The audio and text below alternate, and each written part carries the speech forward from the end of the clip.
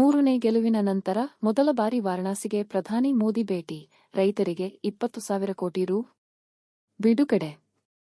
ವಾರಣಾಸಿ ಸತತ ಮೂರನೇ ಬಾರಿ ದೇಶದ ಪ್ರಧಾನಿಯಾಗಿ ಅಧಿಕಾರ ವಹಿಸಿಕೊಂಡ ನಂತರ ಮೊದಲ ಬಾರಿ ತಮ್ಮ ಸ್ವಕ್ಷೇತ್ರ ವಾರಣಾಸಿಗೆ ಮಂಗಳವಾರ ಭೇಟಿ ನೀಡಿದ ನರೇಂದ್ರ ಮೋದಿ, ತಾವು ಗಂಗಾಮಾತೆಯ ದತ್ತುಪುತ್ರ ಎಂದು ಹೇಳಿದ್ದಾರೆ.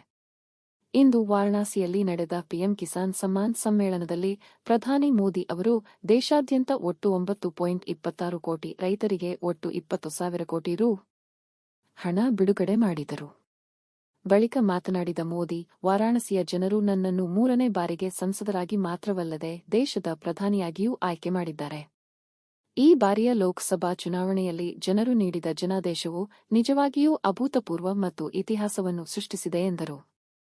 ಪಿಎಂ ಕಿಸಾನ್ ಸಮ್ಮಾನ್ ಯೋಜನೆಯ 17ನೇ ಕಂತನ್ನು ಬಿಡುಗಡೆ ಮಾಡಲಾಗಿದ್ದು, ಇದು ರೈತರು ಮತ್ತು ಬಡವರಿಗೆ ಸಂಬಂಧಿಸಿದ ಹೊಸ ಸರ್ಕಾರದ ಮೊದಲ ನಿರ್ಧಾರ ಎಂದು ಪ್ರಧಾನಿ ಹೇಳಿದರು. ನಾನು ರೈತರು, ಮಹಿಳೆಯರು, ಯುವಕರು ಮತ್ತು ಬಡವರನ್ನು ವಿಕಸಿತ ಭಾರತನ ಬಲವಾದ ಸ್ತಂಭಗಳಾಗಿ ಪರಿಗಣಿಸುತ್ತೇನೆ.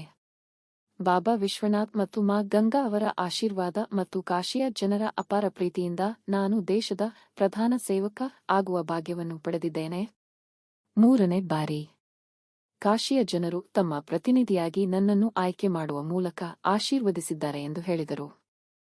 ಗಂಗಾ ಮಾತೆಯು ನನ್ನನ್ನು ದತ್ತು ತೆಗೆದುಕೊಂಡಂತೆ ಭಾಸವಾಗುತ್ತಿದೆ. ಗಂಗಾ ಮಾತೆಯು ನನ್ನನ್ನು ಆಕೆಯ ಮಡಿಲಲ್ಲಿ ಇರಿಸಿಕೊಂಡಿದ್ದಾಳೆ. ನಾನು ವಾರಣಾಸಿಯ ಭಾಗವೇ ಆಗಿದ್ದೇನೆ ಎಂದು ಪ್ರಧಾನಿ ಮೋದಿ ಹೇಳಿದರು.